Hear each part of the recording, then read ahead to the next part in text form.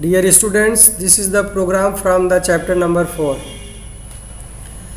The program is write a program to print the quotient and remainder of the integer 227 by integer 15. The solution is class co-rem means quotient and remainder. I am joining two words together. Quotient, remainder, shortly I am making co-rem. So class is a keyword. All of you know that if you want to create a class, you must have to write the word class, and this is the name of the class, qrem. So this is identifier, and we are free to give any name, but that must not be any keyword. For example, we cannot give here class wide, we cannot give class public, or any of the keyword we cannot use after the word class. So this is the class, and this is the block of class starting here. Then public void main, this is the method line here. Public void main, this is a main method in which we are going to solve the problem. So this is the bracket. As all of you know that after creating any method, we must have to make a block of that. So this is the starting curly braces, and this is the closing curly braces of the method line of this method, of this function. Method is also known as the function. There should not be any doubt. Now you are aware about all the things, because I think I no need to remind again and again. I no need to discuss this is class and this is method and this is integer, this is that. I hope that you understand it, and already you have learned it properly from class 8th and as well as class 9th. So hereafter I will try to not discuss again. This is the class and this is the name of the class, this is the method line, that you should understand. Okay, so here int q equal to 0 r equal to 0. Q is a variable that equal to 0 means I am declaring the variable as well as initializing the variable. Q equal to 0, Q for quotient, and R equal to 0, R for remainder. So this is for remainder.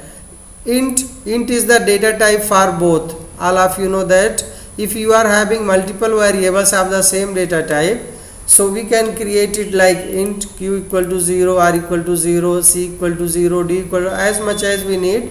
By writing comma, by separated by comma, we can write more than one variable of the same data type. So here q equal to 227 upon 15. You must know this is the slash symbol, forward slash. There are two types of slash, I think you know. Two types of slashes are forward slash and back slash, but this forward slash we tell only slash, and one is another type that is just opposite of this, that is known as the backslash. So 227 upon 50, this is used to take the quotient. So 227 will be divided by 15, and the integer part of that, the quotient, if it is coming in the integer or fractional, so only integer part will be taken from here and it will store in variable q, because q is int type and it cannot hold any fractional value. So q equal to 227 upon 15, it will be divided, and after that the value will come, it will be stored in variable q. Thus we can take the quotient of the 227 upon 15. R equal to 227 modulus 15. So this is percent symbol known as the modulus. So it is taking the remainder. Remainder is that thing which is not divisible.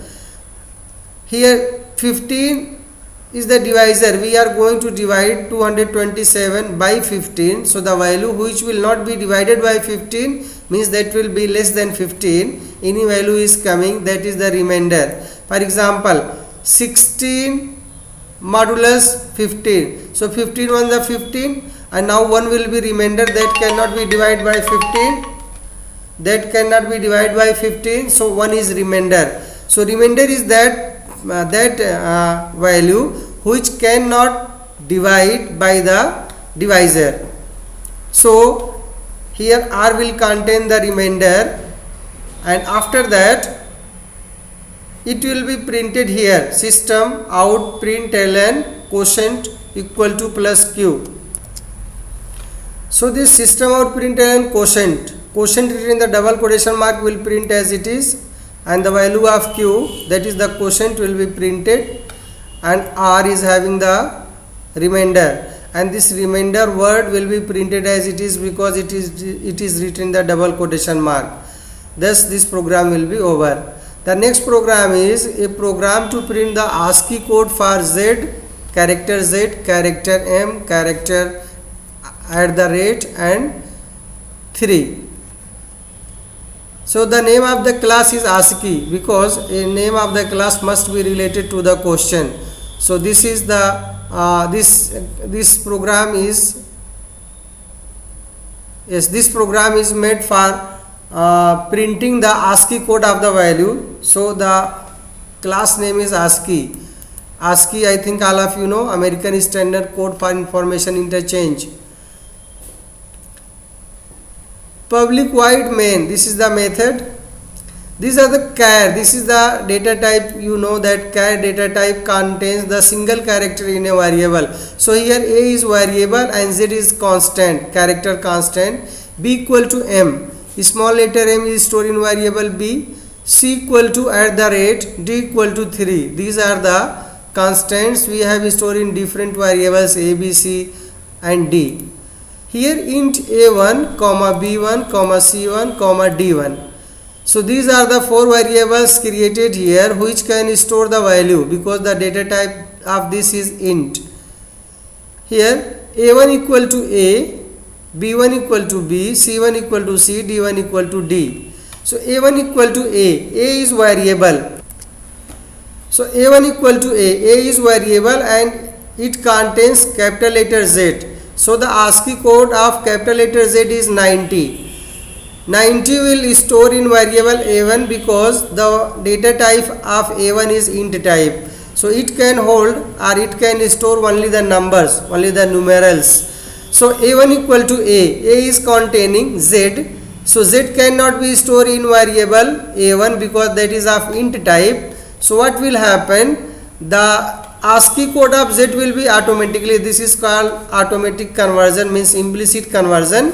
So the value of A is 90 because the ASCII code of the capital letter Z is 90, that will be stored in variable A1.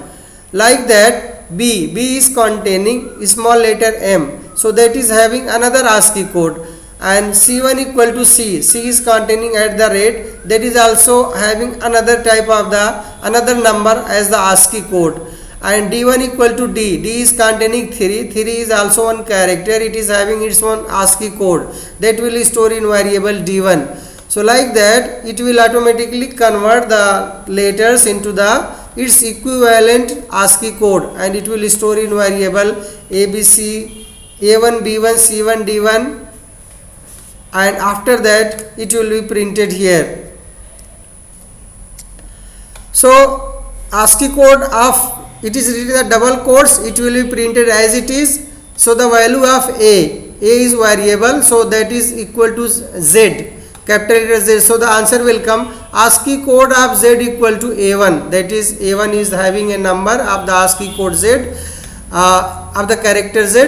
So the value, the first line will print ASCII code of capital letter Z equal to 90. Like that all the ASCII codes will be printed. ASCII code of B is containing M, ASCII code of C is containing @ and ASCII code of D, that is containing 3, and these are the B1, C1 and D1 will store its value, that is known as the ASCII code. So this is the way you can create the program to find out to print the ASCII code of the given character. So thank you very much. You learn it properly and you be ready tomorrow for the next program. Thank you very much.